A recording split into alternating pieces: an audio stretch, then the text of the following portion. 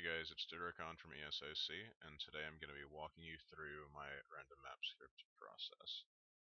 So from the main menu to do this, you go to the scenario editor in the help and tools section. And we're not actually editing a scenario, as the name might suggest. We have to program it. You cannot use the scenario editor to make your maps. I mean, you can do that for scenarios, but you won't be able to play them with other people as a normal map like you might expect. So the first thing we're going to do is I'm actually going to walk you through the template I use to make most of my maps. So I'll load it up with 4 people here. We'll wait for this to load. I'll actually pop up the code while we're doing that. Alright, so I've got the code up here on the screen, and now that it's loaded, I'll actually hop back over here. So this map has just about everything you could need as far as code goes. It's got a cliff over here, so you don't have to remember how to do that because you can just go and copy and paste the code for it. It's got a lake that draws from this point to this point. It's got a big round lake, right? So um, it's got hunts, it's got spawn locations and everything. It's got a trade route, so you don't really need to memorize anything. Everything you want will be here. So I'll just leave this up in the background, get somewhere pretty like that.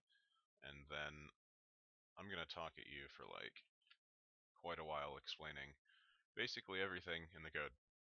So this up here, first line, is a comment.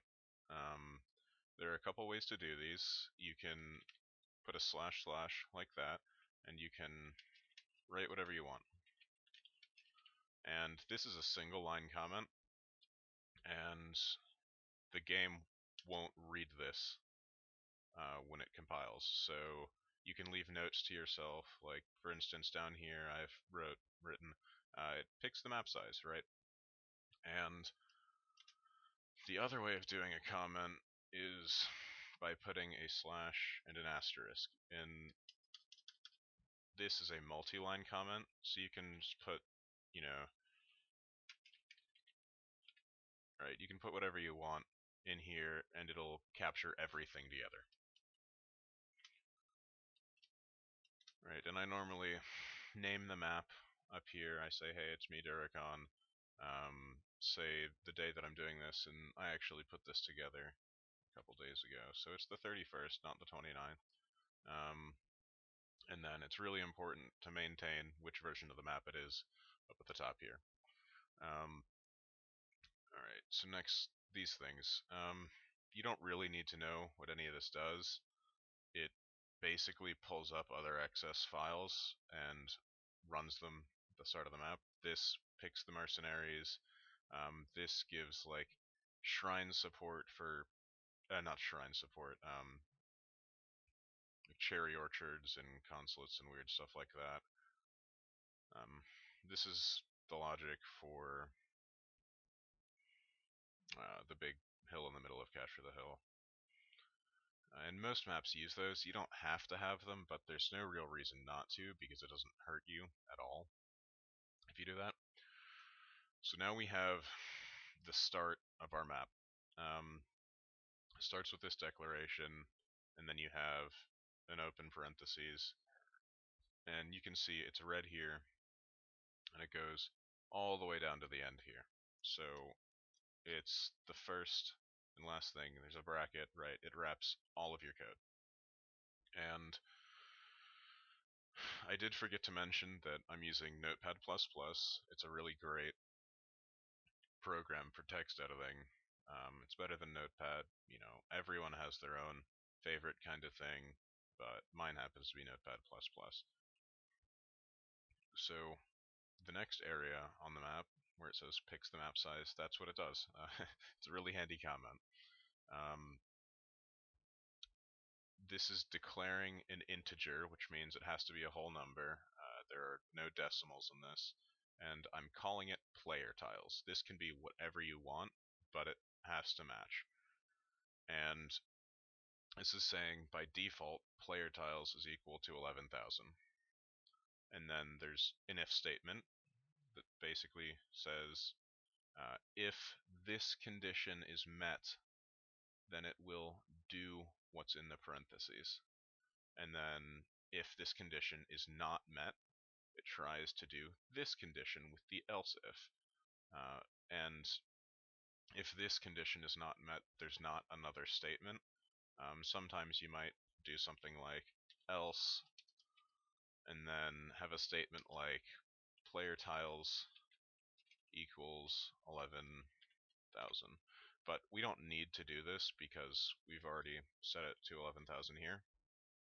And so let's say there are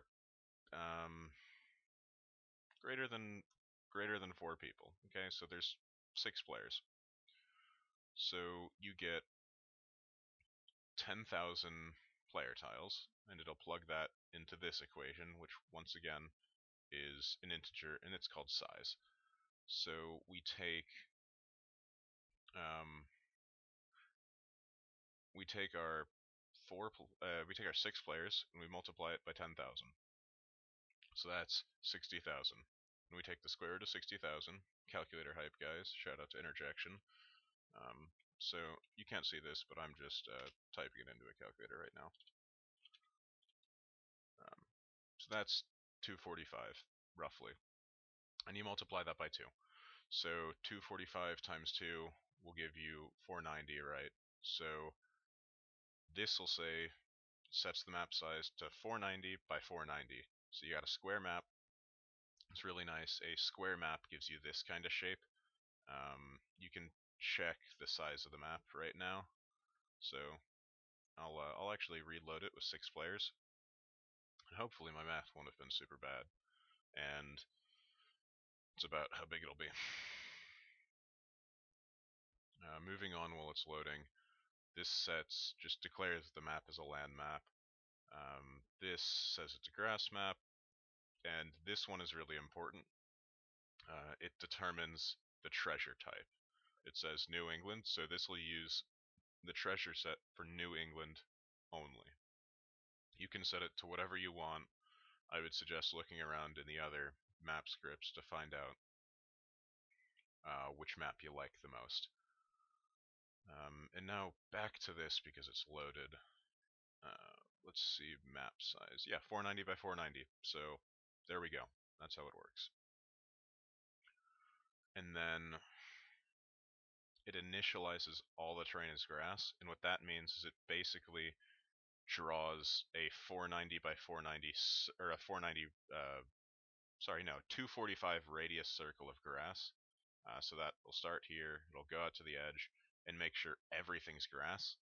And what that does is it just makes sure that something is loaded everywhere, because you wouldn't want just a random hole in your map, and that would like cause crashing, and it would not be good. So lighting set Sagone, and I actually find all the different lighting sets by going into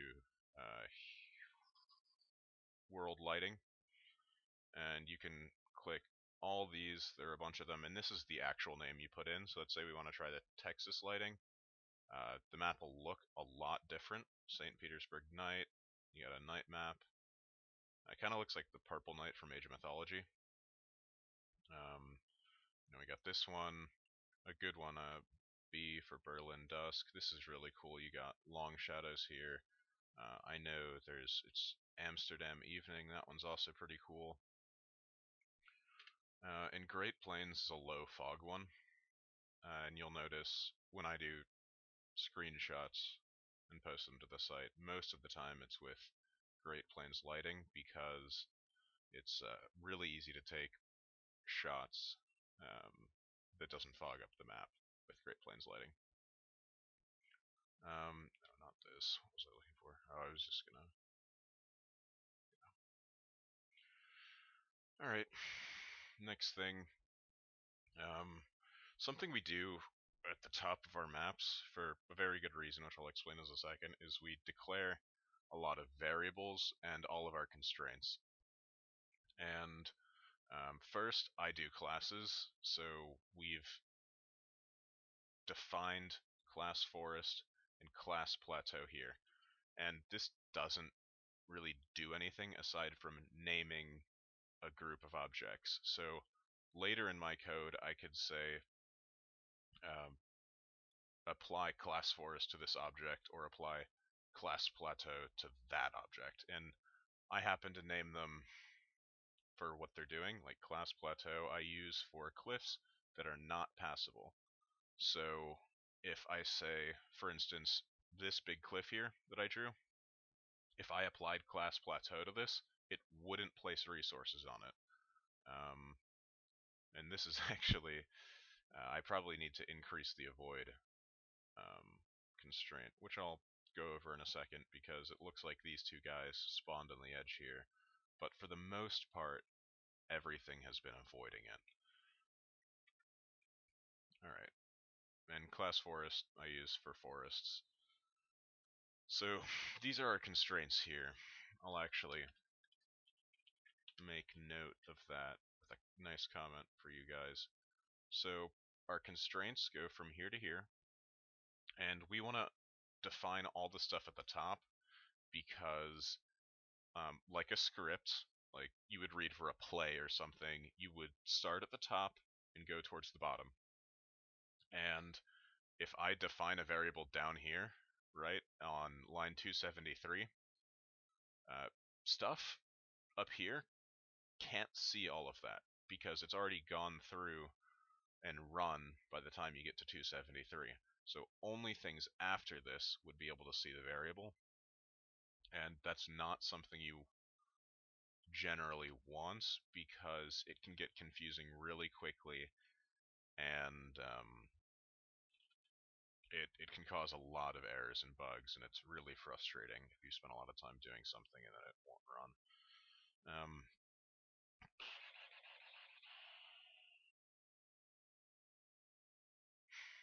So let's see.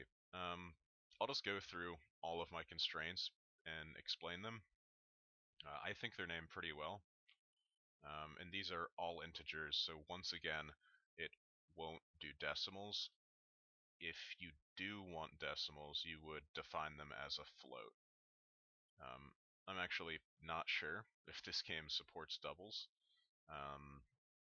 so that's not really a big deal, but I guess it would. I've just never tried it because I always use floats because I don't have to deal with particularly large numbers.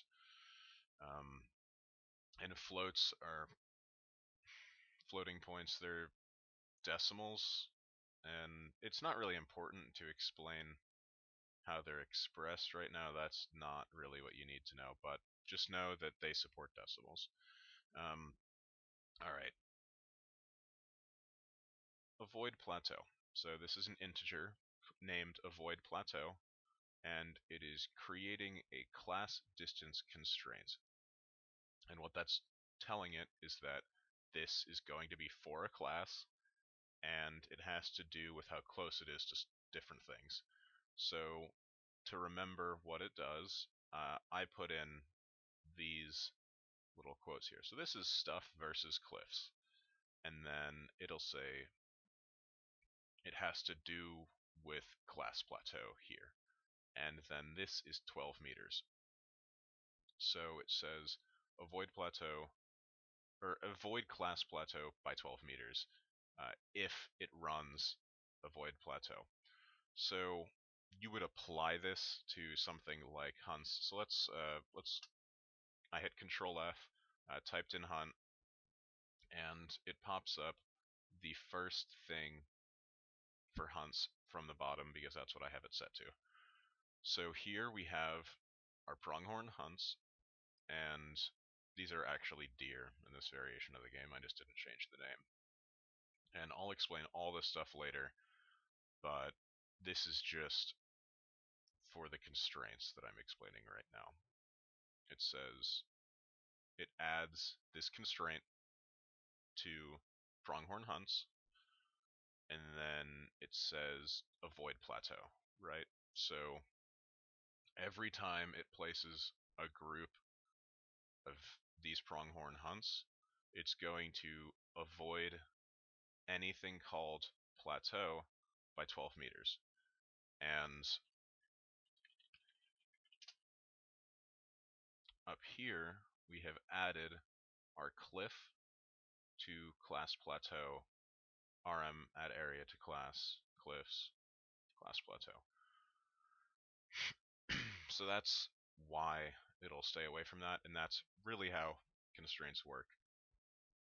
And you don't have to have classes to use constraints. You can use kind of predetermined classes, if that makes any sense, but it's a lot simpler. This one is called Circle Constraint. It's actually not one I wrote. It's one that Durokan gave me quite a while ago. It's a pretty cool one. I like it. And it is a pi constraint, which means it's um, a circle constraint, if that makes any sense. So this says that it starts at 0.5, which is the center of the map, and I'll actually cover the coordinate system in just a second. I have not done that yet, and that's really important to random map scripting. And then it says the length of circle constraint is 0.49 of the map as far as a radius goes, from degrees 0 to 360. So 0 starts here, and then it goes around this way, I believe, to 360. I don't really ever use anything other than 360, but if you wanted to make like a clock map or something that's really cool, you could have a constraint from 0 to 90, right? So you'd have that there, and then one from 180 to 270, and you could, for instance, place a bunch of hunts in there and in there only, and you'd have this entire blank section in the top left and bottom right corners. That would be pretty cool.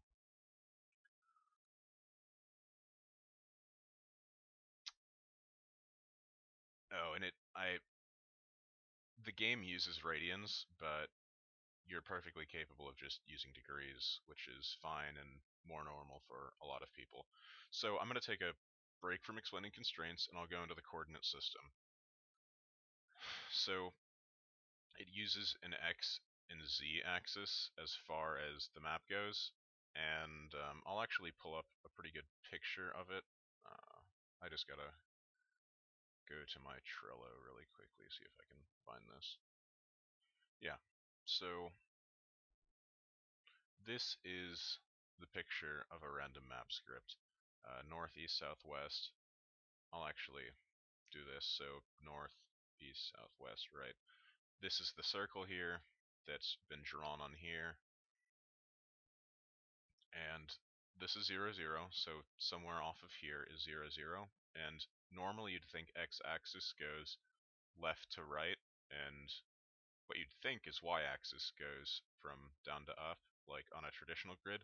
But this game is isometric, so it's slanted on a 45-degree angle. So the x-axis goes like this, right, from bottom left towards middle right, and the z-axis goes from actually the same area, which I said was bottom left, but it's actually bottom center, to middle left, like this, right? And yeah. And let's see what I want to say. This is a really easy tool. I'll upload it in the description or something. Really easy for guessing. So if you want to go straight up as far as coordinates go, it's really cool. You just add to the same of it. So like this is 0.2, 0.2, this is 0.3, 0.3, this is 0.4, 0.4, this is 0.5, 0.5. It's really cool. And if you want to go left or right, you do the same change but opposite for the coordinates. So to get from here to here, we would increase 0.5 by 0.1 and decrease the z 0.5 by 0.1. So we would have 0.6, 0.4, and you could continue doing that for this entire line. And that's really easy to navigate with. You can just guess where you want to place something and then use that trick to budget around a little bit. Alright, so That's enough of that. I'll pull the code back up. It's this tab. Oh, I dragged it off screen. My bad. Alright, I'm just gonna glass over a couple of these quickly. I split them up, my constraints, based on what kind of constraints they are. For instance, these are my forest constraints. This one is forest versus forest, so it tells a group of forests to avoid other groups by 30 meters. This one tells everything else, basically, to avoid forest by 4 meters, and that makes it so you don't place a hunt right on top of a forest, because that's really obnoxious for pathing and stuff like that. This is the same kind of an idea.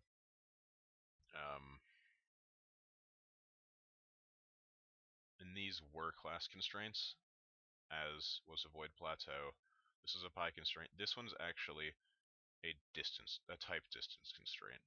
So these are similar to class distance constraints, but they're for kind of pre-made classes, if that makes any sense. This is my avoid hunt is for hunts versus hunts, and it tells a group of hunts to avoid all other hunts by at least 50 meters. And if we changed it to like, nah, I'm actually not gonna do that, to 10 or something, everything would get really clumpy and there would be a lot of open space. So water hunt, this is a pretty cool one. It's a terrain max distance constraint, which is really cool. It's for hunts stay near water, which is different than avoiding water. Pretty cool. It tells the game to, this would normally tell it to avoid land, or sorry, no, it would tell it to avoid water by 10 meters if it was true, but because it's false, it does the opposite. So instead of avoiding water by 10 meters, this stays within 10 meters of water, which is really, really cool. You can get like oasis type things by doing this. You just tell it to only place hunts within 50 meters of a big basin of water, and then you get a bunch of hunts wherever your water is, and then you have a completely barren desert, which is really cool. I'll speed this up a little bit. Avoid herd works the same way as avoid hunt, except it's for herds avoiding herds. Avoid coin, this is for other things avoiding coin. Coin mines, sorry. Avoid coin medium is for coin mines versus coin mines, and this is by 60, so they're placed a little bit farther away from each other than hunts are. And then this is telling it to avoid water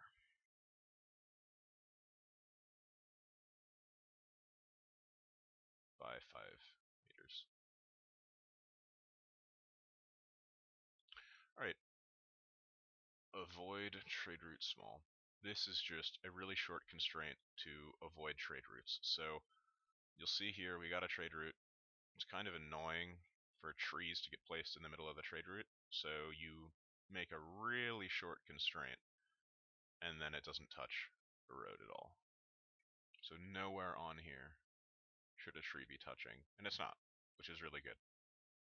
And the reason some of these hunts are touching is because I've spread them out. So the center of the hunt is probably about in this box, and then from this center area, it'll place them evenly spread-ish within like 18 meters or whatever. So if it's centered here, this one right here on the edge will touch the trade route, and there's nothing you can really do about that, just aside from making the avoidance a little bit longer. Alright. This avoids sockets, which are these things. I don't know if I actually use this one very often, but it is good to use. avoid town center, pretty straightforward. It just tells stuff to avoid your town centers, so you can have a clearing like this for all your guys, because you don't want to have a forest everywhere around here, because you don't have any space to build stuff or do things, and that's really annoying. Right, avoid nuggets. They're called abstract nuggets within the games. Nuggets are the game's name for treasures. So this is a nugget, that's a nugget, and you'll notice, because we called the map New England, we told it was map type New England, that it'll use those. So actually, I think this is lowercase, but I'm not sure. Let's just try Deccan real quick. I'll show you that it'll change these from New England, so bears and riflemen, that kind of stuff.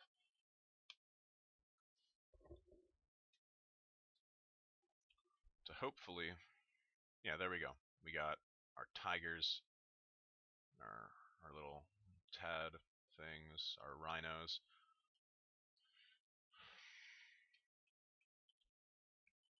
So that's pretty cool. Alright, so we finished constraints. Now for player placing. This one is a float, which is, we haven't encountered in the map yet. So it's a float which allows decimals. It's called spawn switch, and this tells it to make a random decimal compatible number between 0 and 1.2. And then it just leaves this here. It doesn't do anything with it. It's done. We declared our variable. It says, it then runs this logic statement.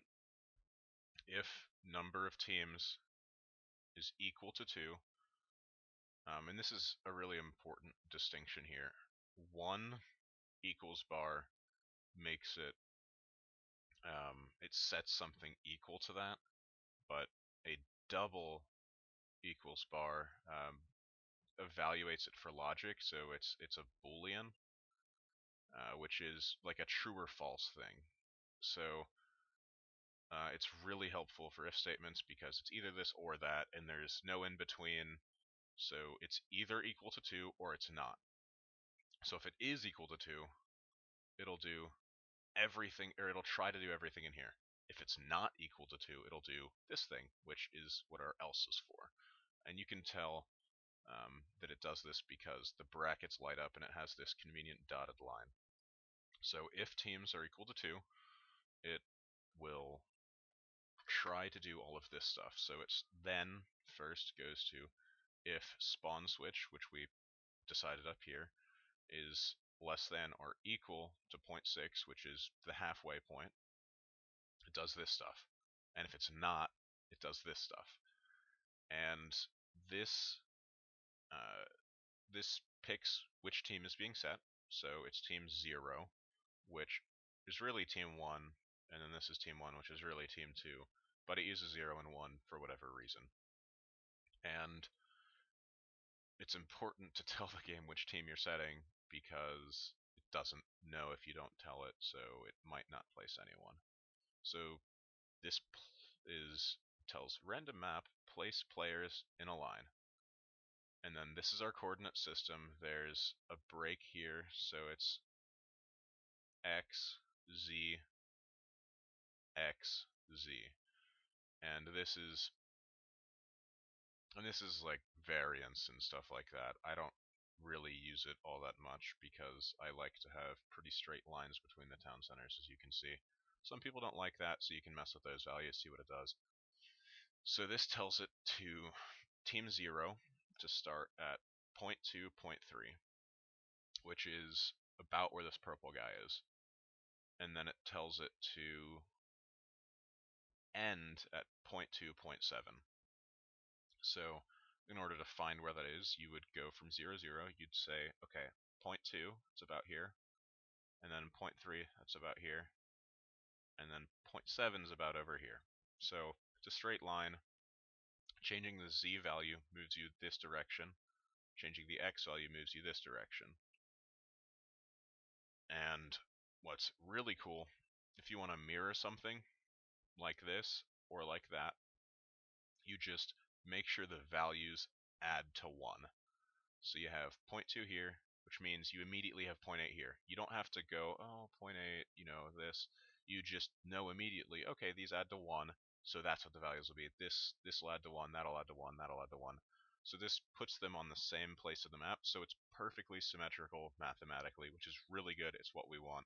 So team 1, 0.8, 0.7, and then 0.8, 0.3. So this guy actually runs in this direction. This is the direction as my mouse is moving, right? This is the direction. They're placed. These guys down on the bottom here are actually being placed in opposite directions, which isn't really a big deal. If you wanted to change the direction, you would just switch these decimals with each other. You'd make this one 0.3 and this one 0.7, 0.7, and now you'd have them running the same way. And then if it's less than or equal, if it's not, okay, I'm going to go back. This says if it is less than or equal, do this. If it's not, check to see if it's less than or equal to 1.2. So this will flip the teams. So blue and red will be here if it's on this variation, let's say, and blue and red will be down here if it's on the other variation. I think it's actually flipped. Blue and red in the scenario editor should be team 0 as far as all things are considered. And then going back to the end of the logic statement, we got our teams equal to 2. If teams are not equal to 2, in the only case that would be true if it's in free-for-all, because until A's is a wizard, we won't have multi-team games. So this just sets players in its place players circular, right? So it places them in a circle, and the radius is 40% of the map with little bit of variance. So 40% of the map is about right here. So it'll be in a circle like this, and I'll actually draw that for you guys. Durokan's template. Seed doesn't really matter when you're doing this. Number of players, it does. Number of teams, you can actually set all of these in a scenario editor, but -1 is the one for free-for-all. That means there are no teams as opposed to this many teams. -1 is no teams. So we'll wait for this to load. Hopefully it'll pop up everyone in the circle like I've said it'll be. There's no reason it won't. So I'm guessing 40% is right about there. And we'll just leave the mouse there until it loads through. And my load times are going to be a lot slower today because I'm recording. That's a little bit CPU intensive, right? So we got all of our guys in a pretty circle. It's really cool. And then tells it to choose mercenaries from the pool of mercenaries.xs. I talked about that earlier. I'll actually pop that open. I'm not going to discuss what it does, but it seems to choose which mercenaries appear on the map, and it does all this stuff. I've played with this. It really doesn't seem to do this. I think it just pulls it from an XML file somewhere else that the fan patch guys can modify, but I can't do that. I'm just gonna pop over here and check the recording. Everything looks good. Alright, so this is our first real big thing. So I'm actually just gonna remove this for a second. This is our big land patch. And if I take that out, hopefully it won't break anything. The map should still load because earlier, if you remember, we told it to do everything as grass. Right, so this whole grass area here you can see, this is our safeguard mechanism that I talked about earlier. Because we didn't make anything, the map initialized itself. as grass, which is a really good catch. That's good. So it does that first, and then it draws over it as that, as all this stuff. I'll explain that in a second. You don't have to initialize it as grass. You could initialize it as a texture like this if you wanted, and you wouldn't have to do this, but that is not something I like doing. So this is an integer called continent2, and it creates an area called continent, and that's this big whole thing right here. So area size, this is way overkill. This draws it to be um, a landmass with a radius of the entire length of the map. So it's like drawn it all the way out here. But I just like to do that to make sure that the edges get well filled in. And it's it's kind of weird. It's actually drawing this at 0.50, so it actually does need to be a radius of 1 to make it all the way to over here. I actually didn't know that. Probably something I should change, because I'll actually do that right now. So we just moved it from 0.50 to 0.5.5, and now we can change this to like, I'll show you what happens if we do like 0.45. And hopefully this will give me a little bit of stuff on the edge, and I can show you about that.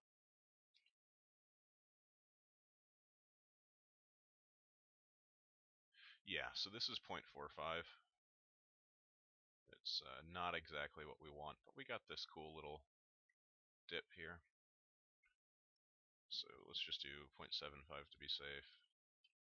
I don't know why 0.5 is only this 0.45 is only this far out. It should be to like almost here, but I don't know. Doesn't really matter. Alright, well that's loading. I'll actually. So it's right on the edge here. So maybe I was a little bit wrong. I'll just pop that back to 1.0 because it was working fine before I started messing with it.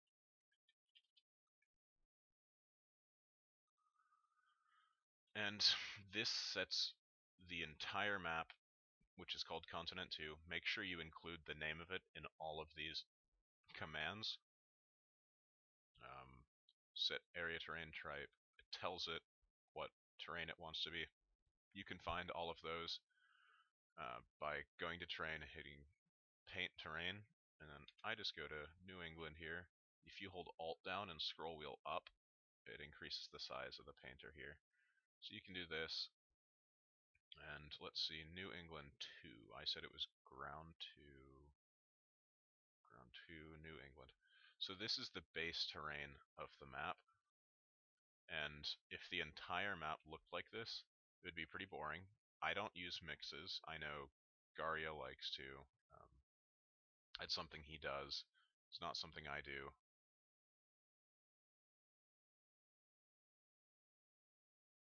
Huh.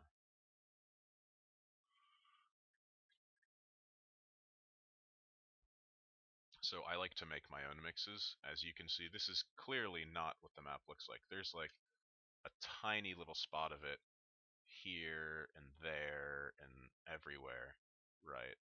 So if I did this, you'd see I'm writing over other textures, and it's like, huh, how do you do that? I'll get to that later. It's actually patched. You can probably see it creeping up.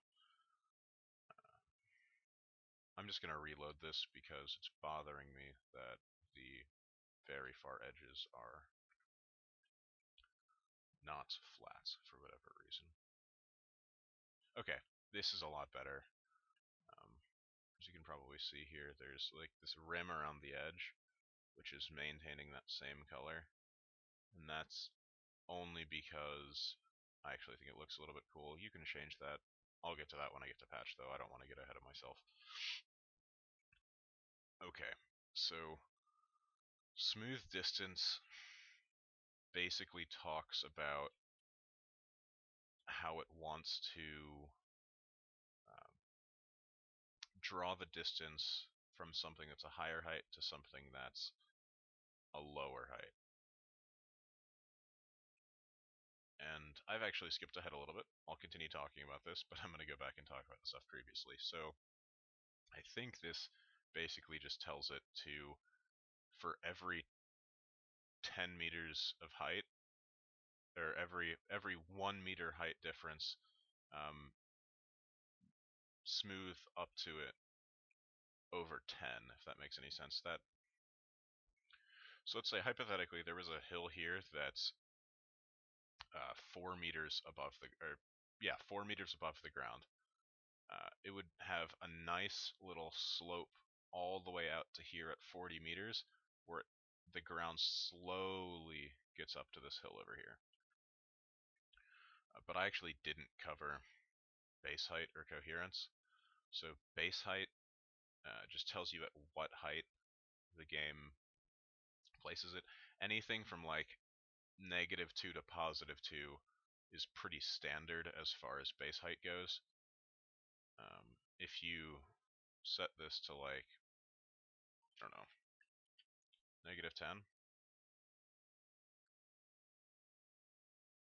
it'll get a lot farther down. Just gotta wait for it. Yeah, see, town center's a lot farther now. Game's really laggy. It actually broke our water because I told our water to... I didn't actually declare the water with a variable, I just told it to draw at a set height. It's kind of bad coding practice, but not a really big deal.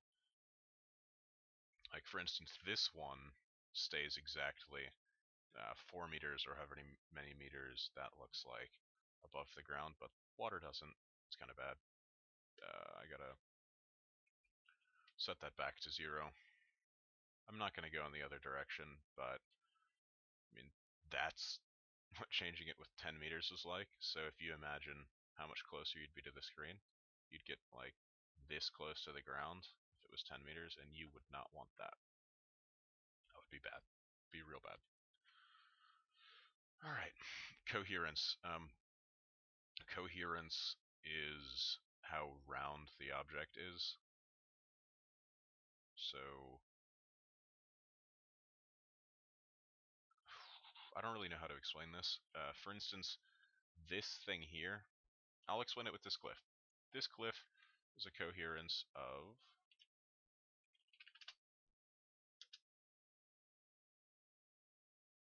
Where's the coherence? 0.75. So it's a little bit jagged.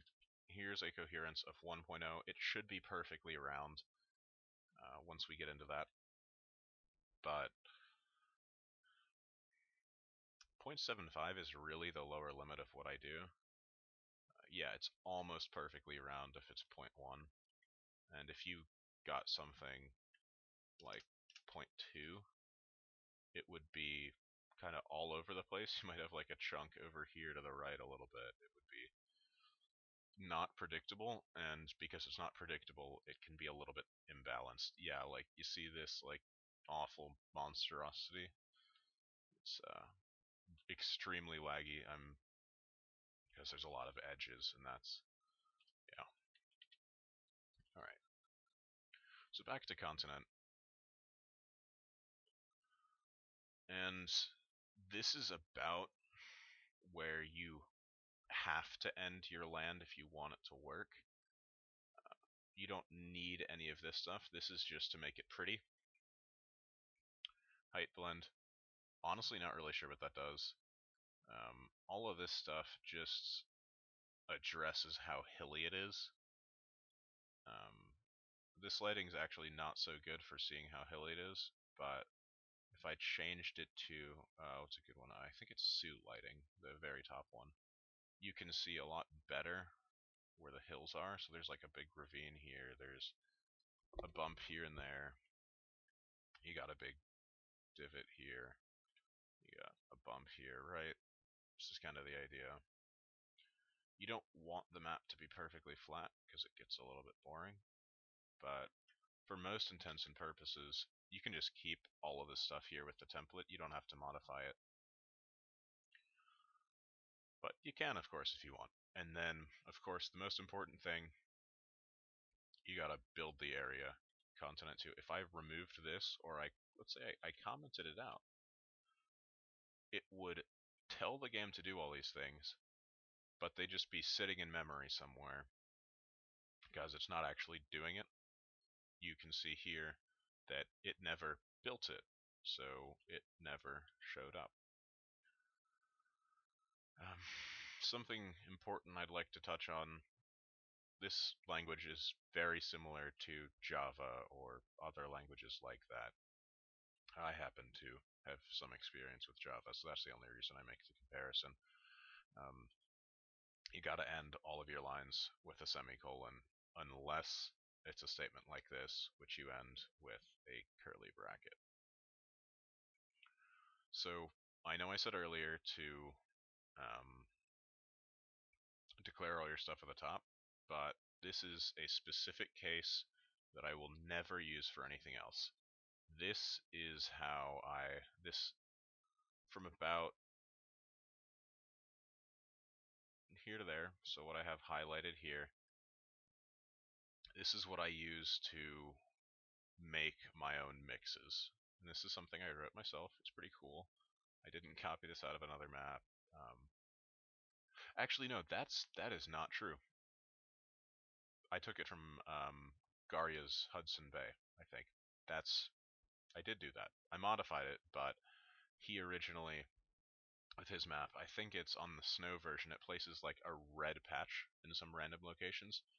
This is where I got that code from. So this is a for loop. You haven't seen that yet in this video, but it says for it does things repeatedly, and it's a really good way of doing things in iterations, and that'll become more clear what that means once I walk through it and explain it. So for a value of I, which is just the variable name I used, for some reason people in Java like using I and j as their two variable names in for loops. I don't know why. It just happens to be what I was taught to do, so I'm familiar with it, but it really doesn't matter. You could name it whatever you wanted. And it says equals to 0. It's less than um, it's less than the number of players that are not Gaia. So this would be technically 5 players right now because these guys are on their own team, and then there are 4 players. So there's really 5 players, but you have this cool constraint, or this cool I don't actually know what to call it. Declaration, name, who knows? For the non-Gaia players times 125. This number is kind of arbitrary. It's intended to be a lot, and it's completely overkill. But it just makes sure it gets the job done. So, because we have 4 people, this will make 4 times that, which is 500 patches, and it calls it patch ID. Create the area, first patch plus I. So the first patch will be called, its name will be first patch 0. The second patch will be first patch 1, and it needs to have this plus I here or it won't work, because it'll think all the patches are the same patch and it'll crash and bug, and that's not good.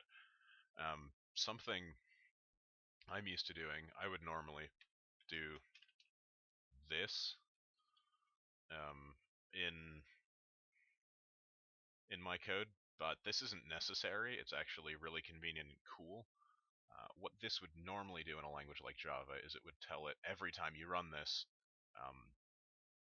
I adds 1 to itself. That's what plus plus means. If you wanted to make I smaller, you could do I minus minus, but none of that's necessary, and I'm actually pretty sure it throws an error in this, or it just does it twice as fast. I don't really know. But somewhere in the code, it tells this variable to add to itself.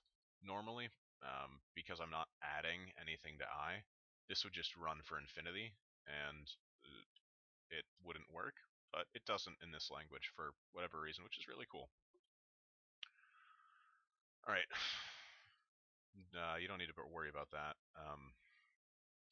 That's generally for debugging, and sometimes it'll pop up and say, failed to do this or whatever, but it tells it not to do that because I'm placing so many that it would be annoying if things popped up. So this sets the size of it by between 40 and 60 meters.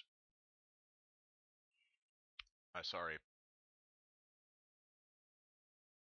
It sets it between 40 and 60 tiles.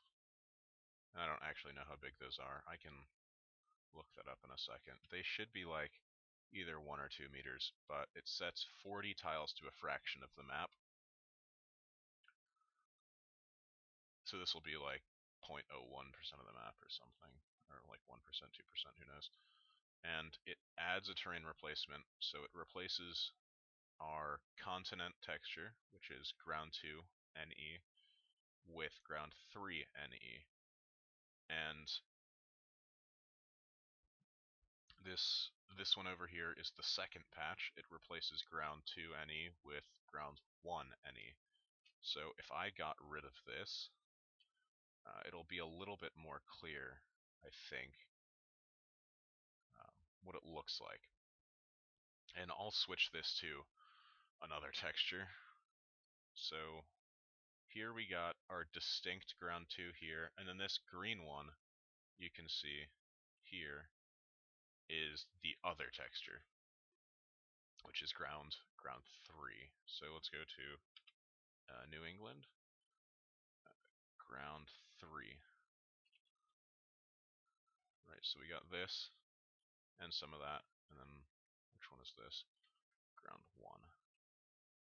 And then somewhere in there we got this as well. So it blends this. I'll actually draw them in lines. We got this texture and this texture and this texture all blended together. And then we could have also added something like this, but it's the wrong color on the minimap, so I don't like doing that. But I'll show you what it looks like if I was to do that. And this will actually give a much better visual representation of what it looks like on the map. So now we've got this like modeled map. You can see everywhere around here there's patches of green like this.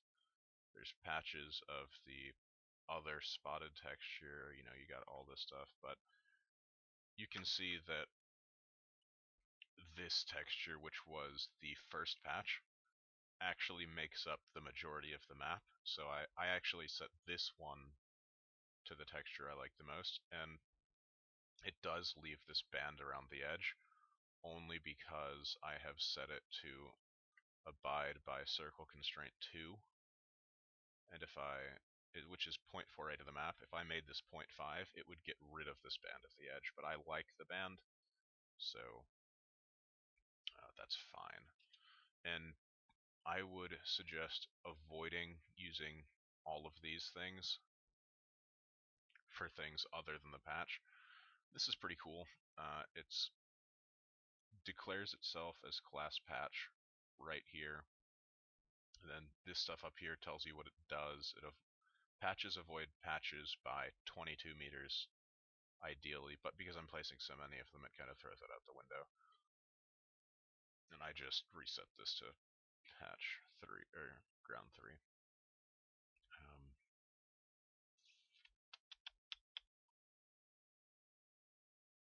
Smooth distance not really important. Alright. And this one's a lot smaller than the other one, as you can see. This is 40, this is between 11 and 17. This one you can do to add like a cool third texture, like let's see, does this have anything red? No, I know Northwest Territory does though. You could do like a really small band like that on random places on the map or something, and that would be a really cool use for it, and you'd get a little bit of variety like that. And of course, this would be NWT territory or something / ground shoreline for NWT. Okay, so this is our trade routes now. So we call them socket ID, and that just happens to be what I call them. You can call it whatever you want. Int socket ID creates an object called sockets to trade post, and this is trade posts are kind of a two-part thing. Kind of got this little thing here. You got the actual box, I'm pretty sure. Then let's see. We can yeah. I don't really want to explain this. You just basically take it as a given because I don't ever modify any of this stuff. But it is important, so it needs to be included. And this is the trade route ID. It tells it to create a trade route from, and it uses socket ID as its sockets, which is important, which is this stuff up here. And then it places the first thing of the trade route at 0.5.04, which is about down here, so halfway across, and then a little bit in. And then it places the other end at 0.5, which is the same thing, 0.6. So if we wanted to make the trade route run the other direction, we would invert those, and when I load it, he should start over here. Because it'll place the first point in the center of the map and the last point towards the edge. Yeah, see, there we go. If you wanted to add another thing like this, you could. You could add as many of these as you want. So let's do something funky like 0.25, 0.25. This won't look good, but it's just to stress the idea that you can have as many as you want. And I'll get to variation later. See, there we go. Now we have this triangle shaped trade route because it goes from 0.5, 0.6 to 0.25, 0.25 to 0.5, 0.04.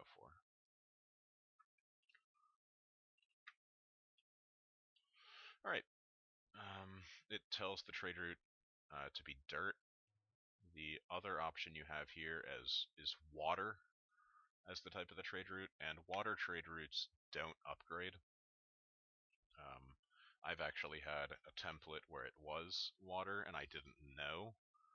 And this is a couple of maps I did for Darwin on my custom map workshop. Shout out to that.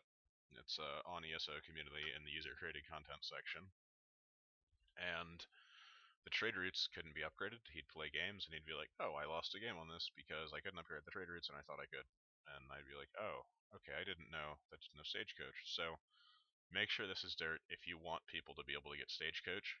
That could actually be like a mild nerf to trade route civilizations in the EP. You have a couple of maps that have trade routes for XP, but they don't give resources because you can't upgrade them if they're water.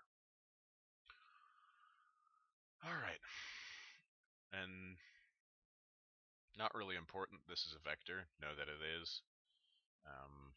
And it just tells it to place a bunch of sockets, which are socket locations rather, which are these. This is a socket location here, and this is the actual socket and trade post itself, but this is the location.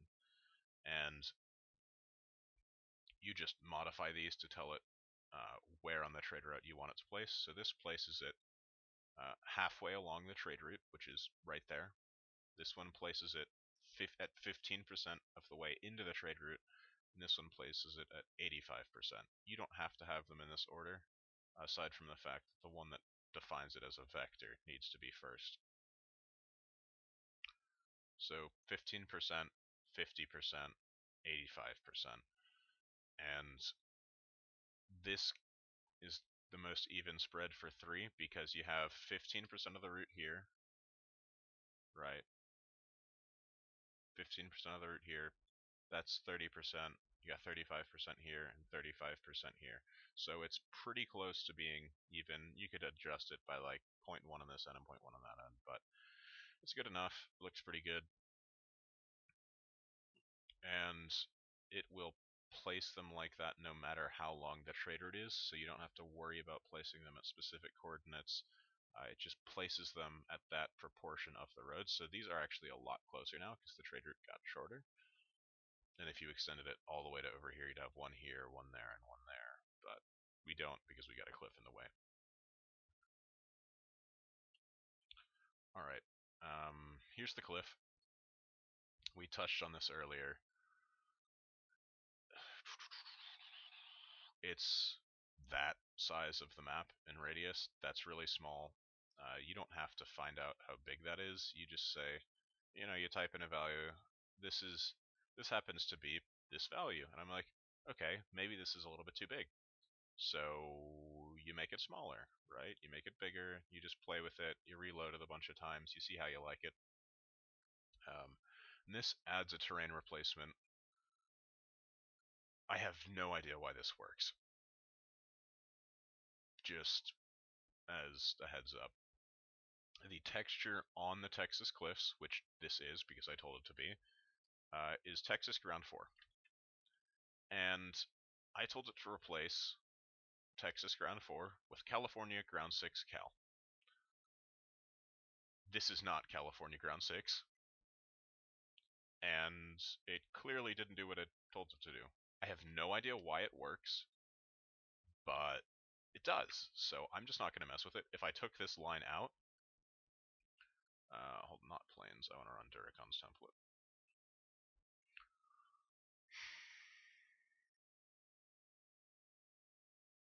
This is what it would look like, and I have literally no idea why it works this way, but it does. So this comment here says, I don't know why Kali works. Don't touch it because it'll do what you want it to do as long as you don't mess with this line of code. So just don't touch this line of code. Whatever you do, under any circumstances, unless, of course, you change the cliff type. And to find out what all the cliffs look like, you can go to Canyon Cliff Tool. This is the height. We want it to be like 4 because, remember, we drew our map at 0. So this is Amazon Cliff. This is Andy's. This is Andy's wall. And this is what you would put in. Let's call this directly what this says. There are some of these that don't work. I think there might be like 1 or 2 that don't work. Actually, it might be okay for cliffs, though there is a duplicate in Patagonia. These are exactly the same. I don't know why there's 2 of them. Now, this is kind of bugged, but it won't do that normally, unless you're just drawing around with it.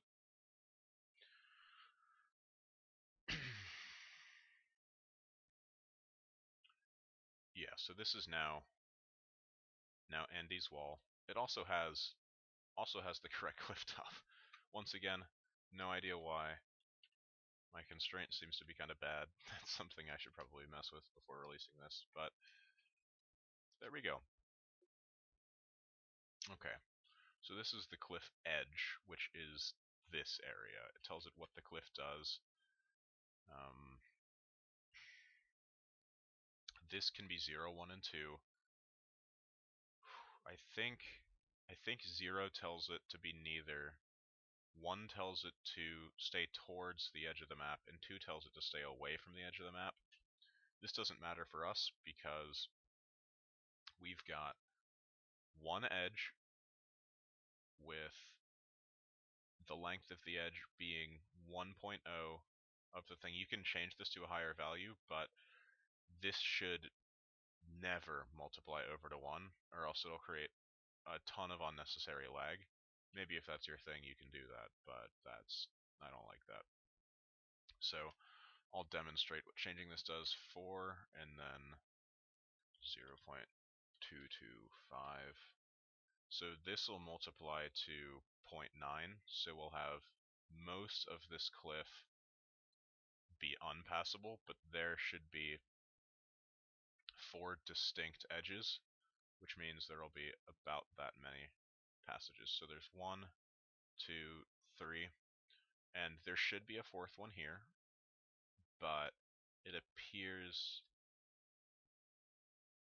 this is probably not pathable, but it does look a little pathable. So this one here collided with this one here, and they combined and made one edge, and that's fine. So we got our passageways. And then these are variants, I'm pretty sure. I don't really mess with them because I like to have perfect controlled edges that'll spawn this way every single time. Alright, so I'm just going to ignore that. Don't really know what it does, honestly. But let's see. I will pull up a Hyena Studios guide that'll actually stick up here at the top.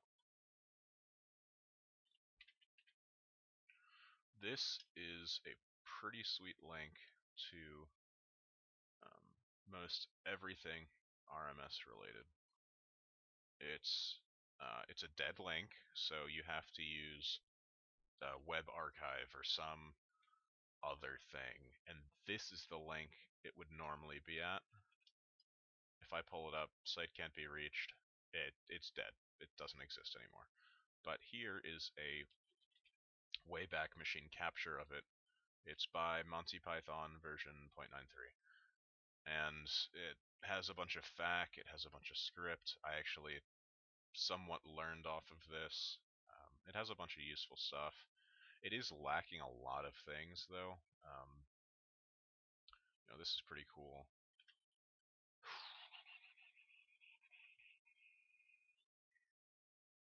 What do I want to look for? Nah, it doesn't really matter. But that's the idea behind that. Oh, and I did want to touch on one thing. I do happen to have ad block, but of course I've got all of the ESOC stuff whitelisted, so ads do roll. And I've got interjections channel whitelisted, that kind of stuff. Alright.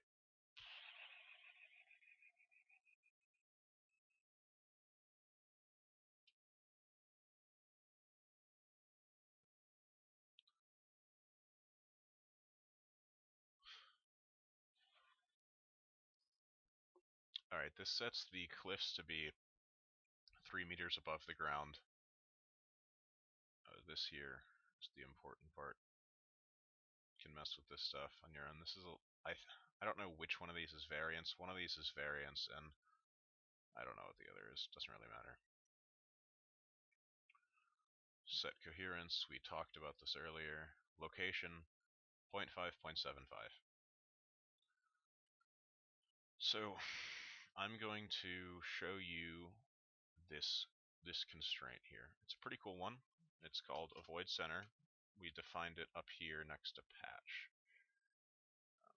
And this is something that you could do for hunts or trees or whatever you want. If you want a clearing in the center, you could just activate this. And I'll show you what this looks like. I actually used this on one of the maps recently. I placed a bunch of cliffs in rows for someone, and then he didn't want one in the center, so I wrote this for that. So places it there.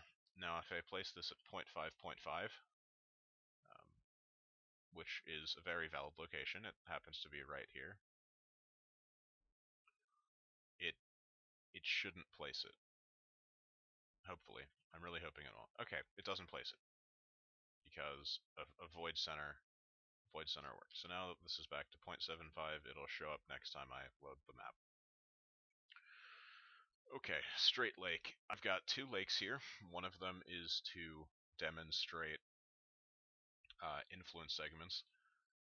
drawing this straight lake works the exact same way as drawing continent does, except I didn't include any of the height differences the continent does because that's only important on the land.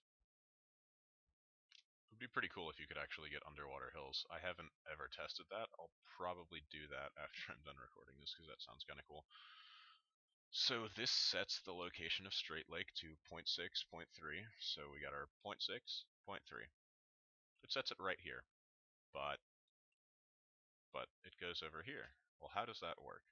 Let me tell you. It uses an influence segment, which sets it from 0.6, 0.3 to 0.62, 0.52. So it draws it from this location here all the way over to this location here. And if we wanted to increase this to 0.72, it would move it from here to like over here in addition, and it would get a little bit thinner as well. So now it's a lot longer, right? That's extremely straightforward. You can adjust the size here by increasing it. If you make the lake longer, it's going to get thinner, so you need to increase the size. Alright, so water type, this is California coast. Something I have picked up on is that California coast, actually let's go to water tool. All of these you can use to set this. For instance, you got Amazon River Basin, Amsterdam, stuff like this. Some of these do make cliffs and some of them do not. Arcania Central Coast, this is one of the things I was talking about earlier. It does not work. I don't know why, but it doesn't. I know Arcania North Coast does. Okay, I'm going to touch on something. When you place water with the scenario editor, it doesn't load anything extra with them. For instance, this, what did I say this was? This is California, I think? Yeah, this is California. See, when I do this, there's not any rocks, there's not waves, there's not anything really cool like that. All this stuff, it adds on its own, and you can't control it. Sometimes that's annoying, sometimes it's not. For instance, on bigger maps, California coast will load cliffs, and there's nothing you can do about it. It's pretty cool in some, it's not cool in others. The home city ones, like China Home City, they don't load cliffs. They don't do decorations either. Coastal Japan will load cliffs. Um, Great Lakes Ice will not, stuff like that. Let's see. Great Plains Ponds, excuse me. This will load a bunch of grass next to it, which is really cool. So will Texas Pond. It's a little bit different. This one loads brown grass. This one loads green grass. There's a couple of different things like that. All right, let's see. Back to this. So this influence segment could be copied to our continent up there, or even to our cliff, and you would just change this name to cliffs, cliffs, and stick it right in there, and you could make it do this. Um, Something that's a little bit weird is you generally want your area location to be either the start or the end of the influence segment, or sorry, the start of the influence segment. So if I do, for instance, 0.2, 0.2, and then I have this be my influence segment, it's going to look really weird. I'm going to have like a displaced circle down here and then a random line up here, which I guess can be okay for saving code if you really want to, but actually that's kind of weird. Didn't do it. Maybe I don't know what I'm talking about, but here's one of the cliffs I was talking about. You can't control these. Kind of annoying. I think it only does it when there's a reasonable height difference though, so I would assume there was a hill right here, a hill right there, something like that. Alright. So maybe if I make it something closer, like 0.4, 0.3, maybe it'll do what I want it to do. Maybe I just don't know what I'm talking about, but I thought I did.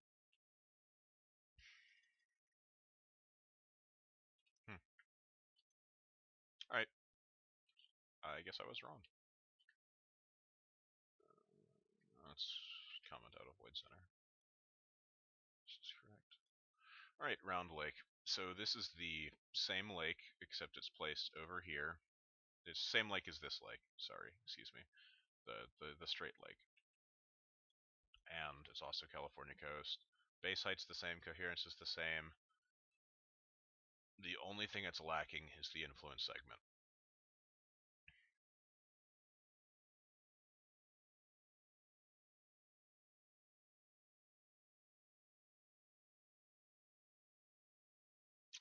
Alright, so now we're on to starting objects. And starting objects are the things that are placed around every town center. Some people like to do resource balancing around this.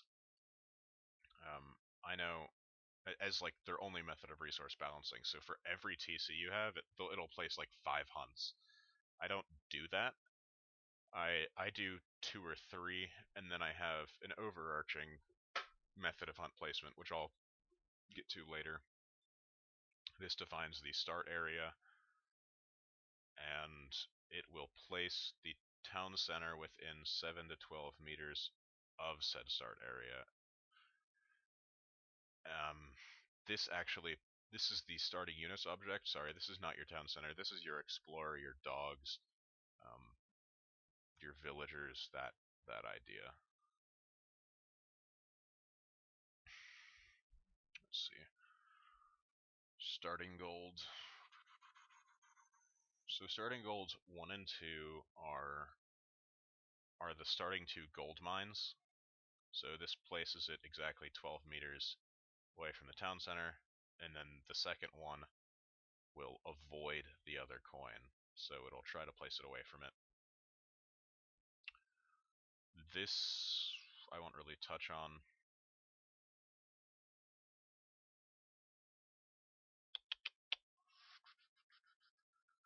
This is like spacing out or variance or something. It's a lot more useful in hunts, so I guess I did touch on it. These are berries. They're called berry bushes. It places them under the town center. There's not really much to talk about. You can change this name, as you can with all of the names. This, I didn't really explain this. This is the minimum distance an object can spawn from where you tell it to spawn. This is the maximum distance. Most of the time people will tell this to be minimum distance will be 0 and maximum distance will be the limiting factor, but because it's placing it on the town center, you want to place it minimum 8 meters away from the town center and maximum 12 meters away from the town center. Starting trees, this is like these 6 trees right here. Or you got a couple guaranteed trees right next to your town center, but you don't get any more than that. You could change the number here. This is between 6 and 9, and they are spaced over like a 10-meter square box. So if I change this to like 3, you should get like a cube or something, or like a square. Not really a cube, I guess.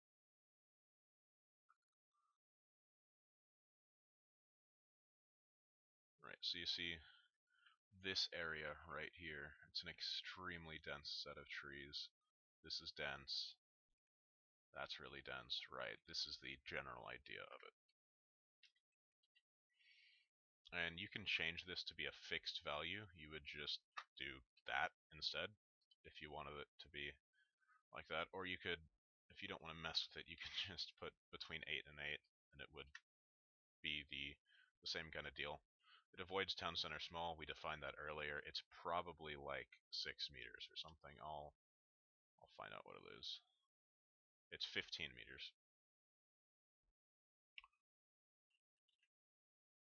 And this is actually the only time I use avoid town center small, so I could probably get rid of this. It avoids coin. Alright, so these are our starting hunts. 1, 2, and 3. I tend to make them a different hunt because it looks cool. These are elk, whereas the other ones are deer. So they're like guaranteed hunts. If none of the other hunts spawned on the map, you would hopefully still get all of these. So this is hunt one. It's as could be as far away as 10 meters. This is hunt two. I think I said it's 40 or something. That's actually a little bit close to be 40. And then this one is hunt three, which is 60. This can be overkill. This is just what it is on the template. I gave more than is necessary on this map, and then you can see everything else is deer. So these deer were randomly placed. So we got more elk, more elk, more elk, and this is really useful for determining uh, what stuff is actually spawning. Because if you make them a different one, you can tell, okay, where's my third elk? Why is that not spawned when you're writing the map or whatever? And if you don't want to have two kinds, you just change it right before you ship the map. But yeah, that's a really useful tool, and you can find most of the names. I think I've got all of their correct names somewhere in the user created content section, but their names are close enough under the nature section. It's not quite right, I don't think. Uh, Actually, it might be for all of these animals. So bison, not eagles, caribou, deer, right? You can do whatever you want here. I know these fish are not correct. Um, Actually, these things are not correct. These are supposed to be YP ibexes. YP, I don't know what it stands for, but it's the TAD expansion. Be interesting if anyone actually knows what it sounds for or it stands for.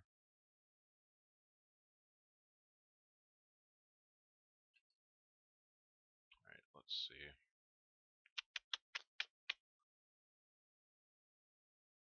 This is another for loop, and this sets up the town centers and all of their stuff. So for the number of non-Gaia players plus one, I don't know why this has a plus one. That's what it's. Oh, you know what?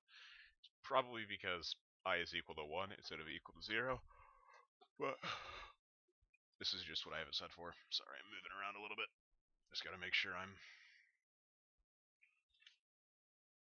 correctly on stream.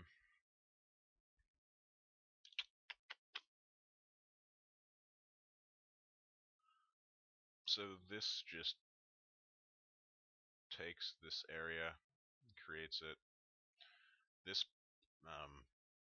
pulls where we set the players from earlier when we did this. Place players line. It gets that, and where are we? No, we're not there yet. We're here. So at start ID, which is your area, it places a town center, and then it does. Actually, no. Okay, so that's a little bit wrong.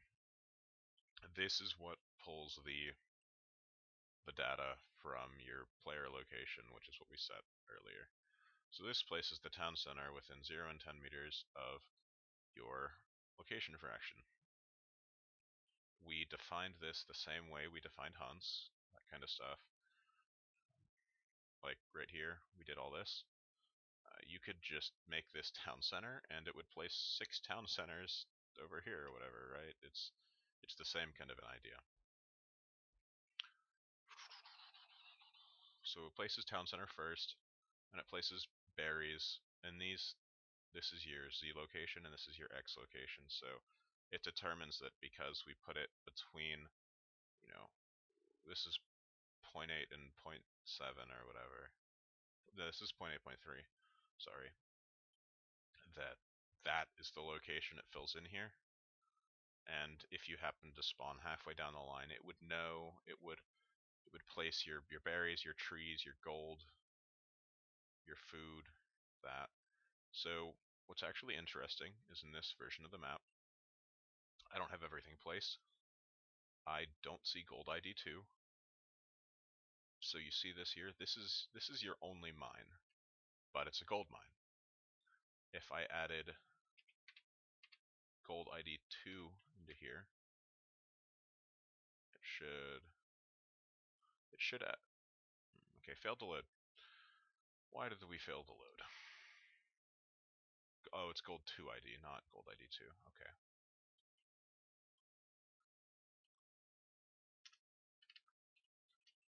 I don't know why I did that. That's really annoying. I normally don't do that. As far as putting, I'm actually just going to change this right now, so that's annoying. I don't want you guys to deal with that. Gold ID 2.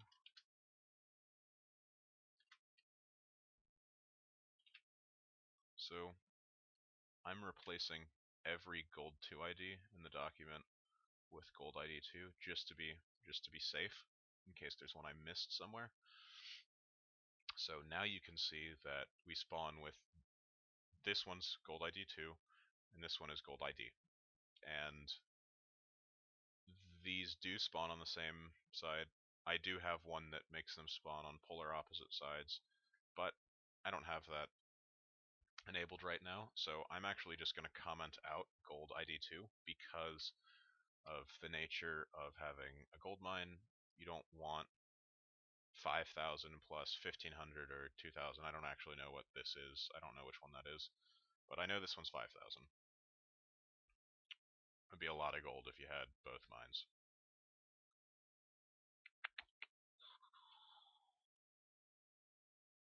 Okay.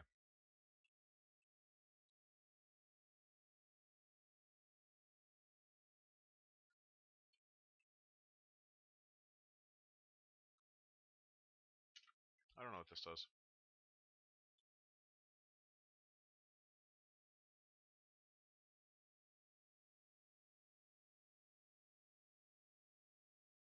Probably wasn't important because it didn't give me an error. And I don't know what it does, so I'm just going to get rid of it.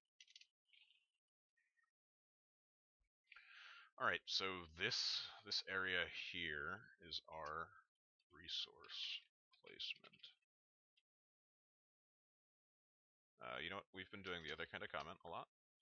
So we'll have like a cool little banner here.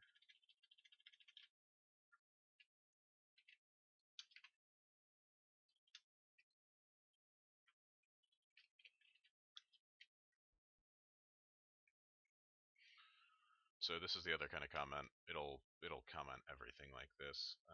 For whatever reason, this doesn't have the same drop down that if statements do. Oh yeah, this goes to here. And I have used like NetBeans, which is a compiler I use for Java. I think it does do that, but I'm not really sure. Or maybe it greens them out. I think it greens them out. That's actually what it is. But this doesn't because I don't have a language detected. And if I hit detect, you can set language here.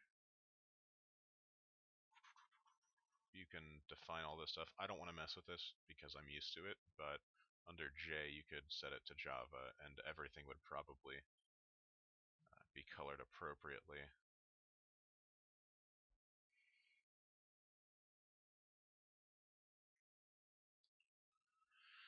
Alright, so pronghorn hunts.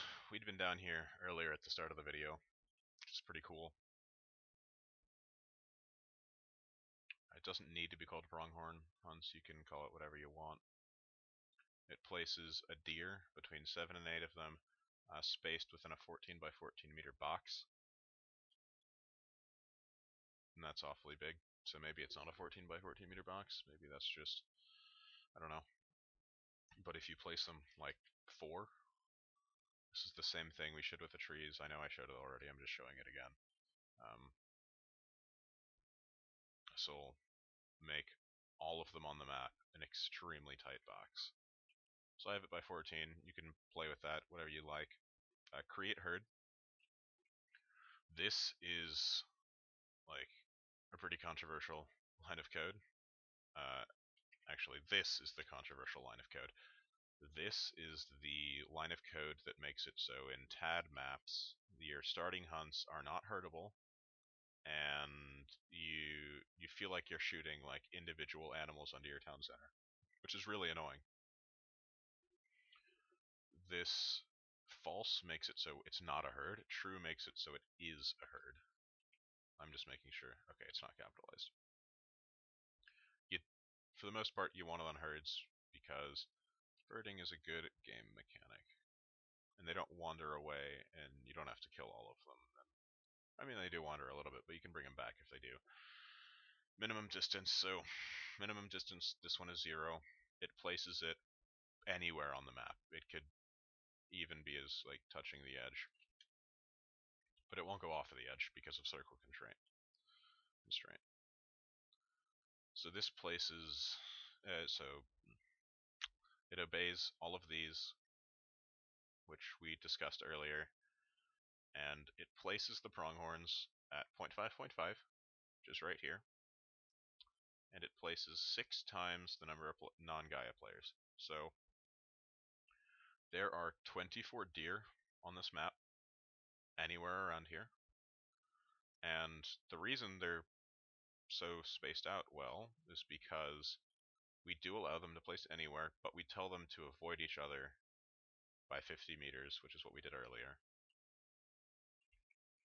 And they'll box out like that, and not all of them will stack at the middle. If we got rid of the avoid hunt kind of thing, we would probably not get as we would not consistently get a good distribution. If it does give us a good distribution, that is sheer luck. Yeah, for instance, like we got this massive herd over here with like 10 hunts. We got all these guys over here. We got nothing over here. It'd be great to be there or there, but it would really suck to be anywhere else. So that's why we have a void hunt. It's good for spacing. It's good for that. Our mines work exactly the same way. I'm not going to cover it, except it's 5 times the number of non-Gaia players. Oh, and going back to hunts, I said we had 24 deer, given we also have 3 deer per player. So there are 36 hunts in total on this map. We got 3 per player, which is 4 players, so that's 12. And then we got our 6 times 4, which is 24, which is 36. Mines, same kind of deal. We got 1 gold mine per player, that's 4. You got 5 times 4, which is 20, so you got 24 mines. Okay, on this version, nuggets do work the same way. They're just called nuggets. You don't have you're not actually allowed to pick which nuggets it does. It picks all of these randomly, and you can set the nugget difficulty here between 1 and 2.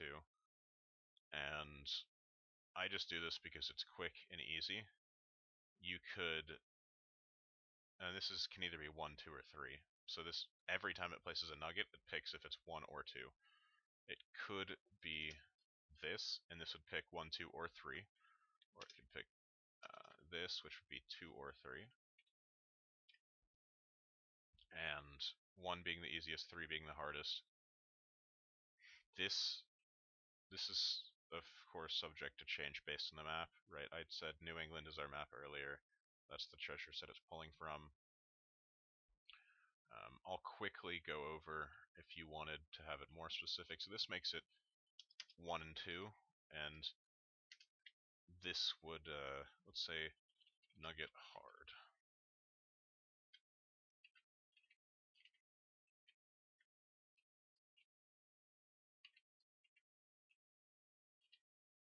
This is only going to place hard ones. I'm just going to comment this out. This is not going to be evenly spaced out because there aren't enough of them to make it be good, but it'll place 4 really hard treasures somewhere around here, which are called nuggets, by the way. Just going to touch on that again. I know I said it earlier, but where is it? We got one here, one here. So these appear to be the hardest ones you can get, the pirate ones. as far as nugget hard goes. So that's how you do this.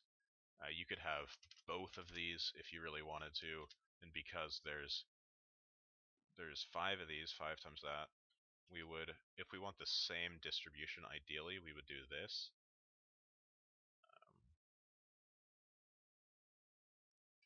Though this method, it's not guaranteed to be fair per se. Neither is the other one. Neither of these are perfect, but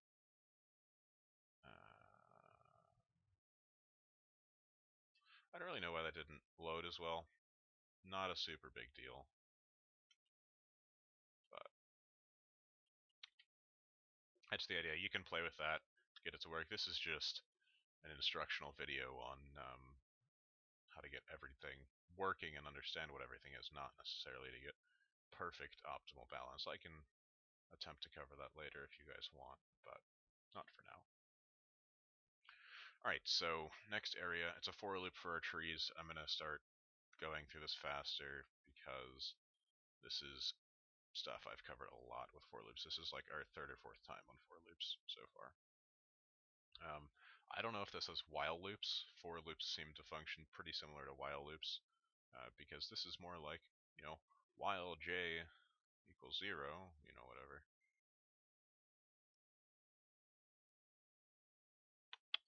It does this.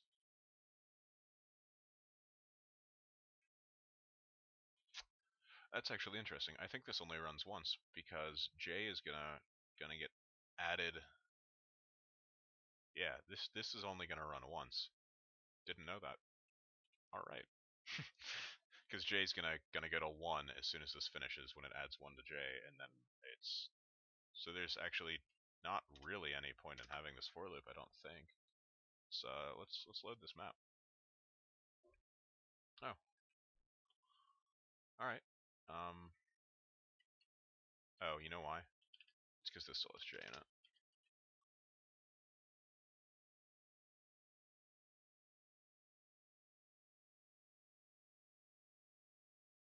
No, I'm wrong. Okay. I'm just gonna leave that in. Don't really know why. It works.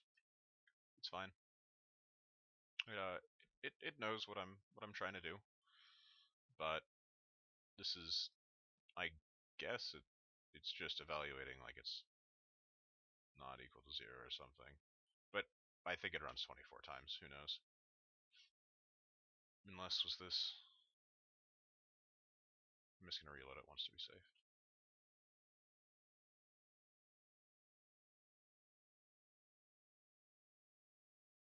Yeah, that's a lot more. It should run 24 times because there are 4 people. Just kind of ignore that. This is Tree New England. I don't use forests. I know this is called class forest, but something I can cover on a later time is how mixes and forests work. I don't use either of those. Forests annoy me because while they are great, they do place textures under your trees. So let's go to New England. Sorry, I clicked Northwest Territory. Uh, no, I can't search forest. Ground forest any. So under your trees, it'll do something like that. And I don't particularly like how this looks. And sometimes, which is actually really cool, it's discolored on the map. This one is, actually it is, yeah, you can see. So if I go back over here and I select all these guys, you can see on the map where the forests were, which is really cool if you like doing that, but I don't think it looks so good because of the way I'm using mixes. Because I'm not really. I'm making my own mixes, and yeah. So that's just like a different thing for different people. If you cleared all the trees on the map, it would probably look pretty bleak, but that's why we're playing Supremacy, right? Of course, this is not limited to Supremacy players. This is good guide for any treaty players who are just as welcome on the site.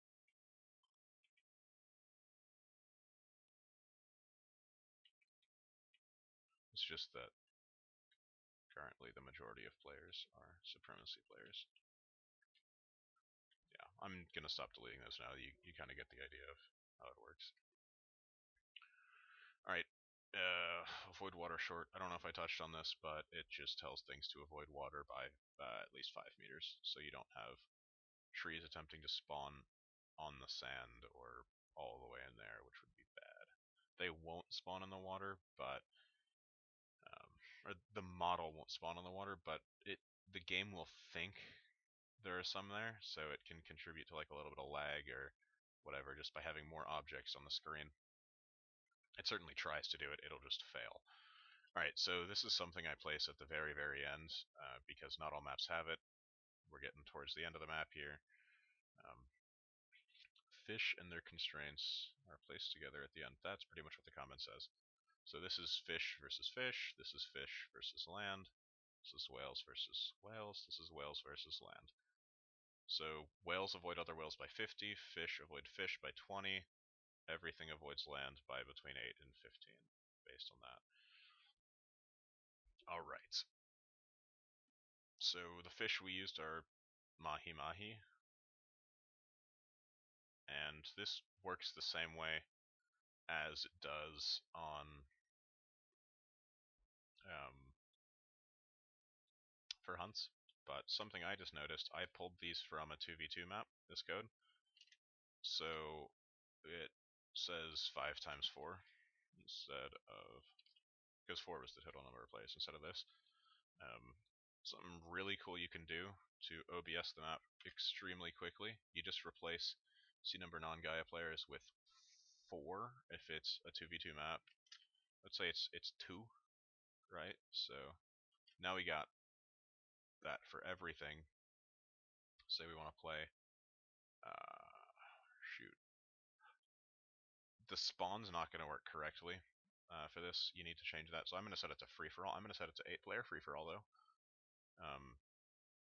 And the map should not be like 600 tiles. It should be, right, so all this stuff placed as if there was only 2 players on the map. The map should be like 320 by 320 if it's done correctly. Not lighting, I want map size. 296 by 296. There we go. It's a rather small map, but we loaded it with 8 people because of how we OBSified it. There would be 6 spectators in this game, and only 2 players. And of course, if you made it OBS, this would work for you, and you'd have player 1 be here, player 2 be there, but it doesn't work in the scenario editor because it would try to place these guys both on the same team. So you'd have all the players over, you'd have the first 2 players over here, and you'd have no players over here, but they would be enemied in a normal game. But if I loaded it in a normal game with players in slots 1 and 2, then we'd be fine. We'd be absolutely okay. Alright, so I think this is the end of the video. I'm gonna go take a short break, and then I'll be recording basically me making a map and explaining what I'm doing and what my thought process is as I'm going on it. So thank you guys. Thanks for watching. Shout out to the guys at ESOC. Hopefully this will make it onto their channel, but if it doesn't, I'll put it up on my own. Thanks, guys.